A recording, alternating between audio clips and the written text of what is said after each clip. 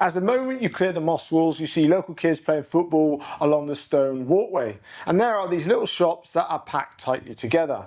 And with that, it gets a lot busier with people walking about, you have mopeds riding right up the tight, narrow streets. Walking here, you feel like you really are somewhere entirely out of the way. You have most shopkeepers who are basically sitting outside or waiting in doorways and will always greet you immediately by asking you to come inside and have a look around.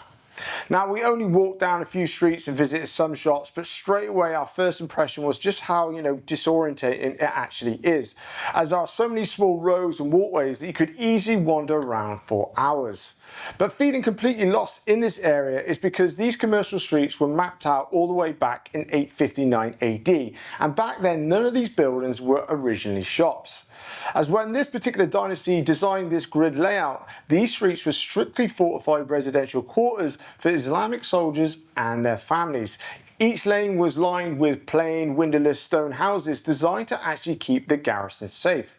Now, it wasn't actually until centuries later, around the 13th and 14th centuries, under this particular dynasty, that Sousse's maritime trade actually exploded. And to handle the massive influx of merchant ships trading olive oil, grains and textiles across the Mediterranean, the locals literally carved open the front of their homes. They converted their residential living rooms into tightly packed cave-like storefronts that you actually see today. They divided the streets into specialised souks, one lane strictly for leather, another one for carpets, and then another one for metals. So when you're actually dodging mopeds and talking to shopkeepers today, you're actually walking through what actually used to be a highly secure 19th century military barracks that's actually turned into a medieval shopping mall.